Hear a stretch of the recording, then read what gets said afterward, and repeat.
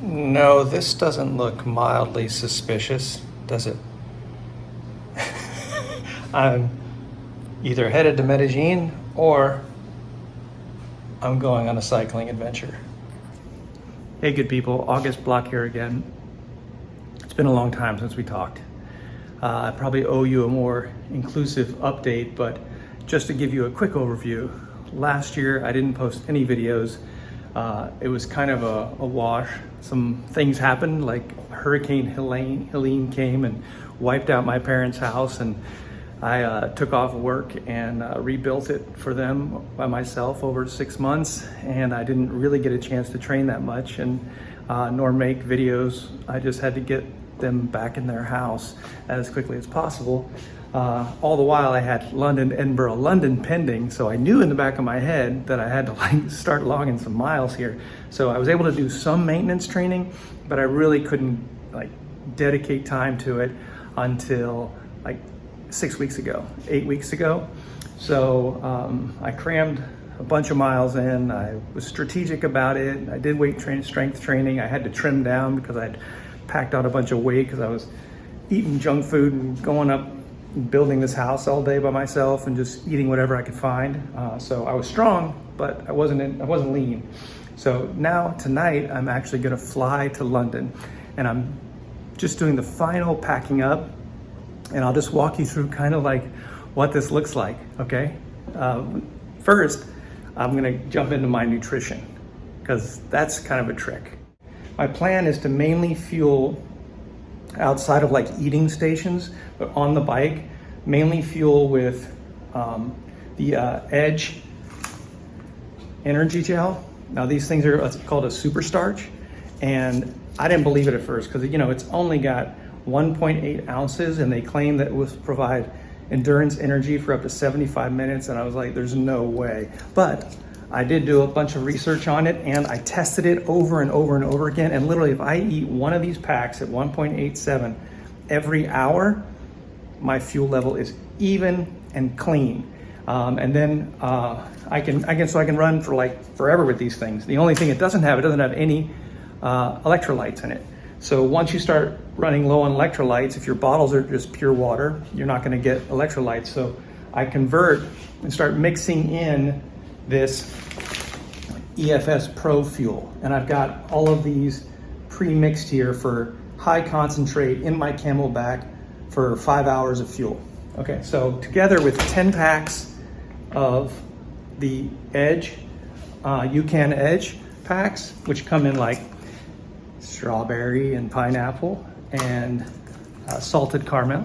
So 10 packs of that and two 10 scoop servings of this mixed in my Camelback will get me 20 hours of fuel. So that's 20 hours of fuel. If I didn't stop and get anything else, I could potentially just fuel myself for 20 straight hours on that. So what I did was I broke this into 3 different sections. Now, I also have other things because I'm going to get sick of those flavors, and I'm going to get sick of those flavors, and I'm going to want some texture, and I'm going to want to eat something, obviously. So, that's just like a perfect scenario. So to fill that in, I've got these RX bars, which I've talked to you about before.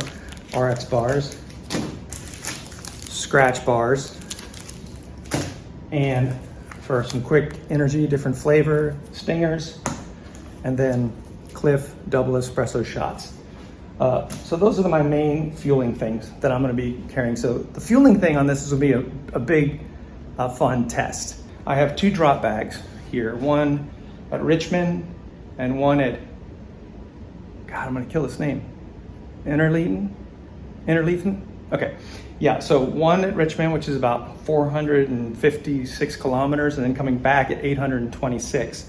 I have 2 drop bags, and in those drop bags I'm going to have a new kit. So I'm going to get 20 hours of fuel that I'll carry with me on my bike.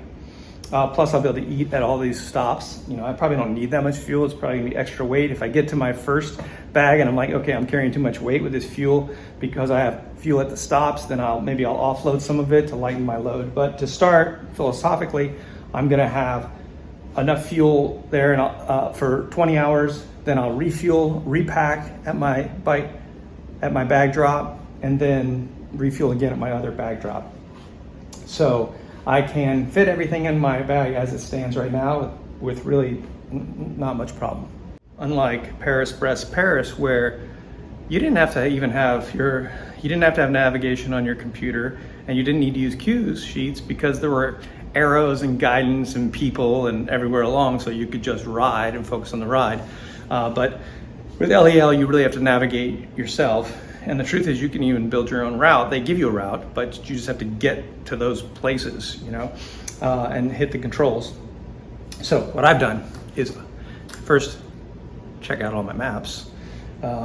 Here is that I take these cue sheets. I've got my navigation on my Garmin. My Garmin's a little older. It's a 530 Edge, so I will upgrade eventually, but it's been doing a great job. But I'm not sure, I kind of want to get it all in one ride, so I'm not sure if it's going to hold out for me, but I hope it does.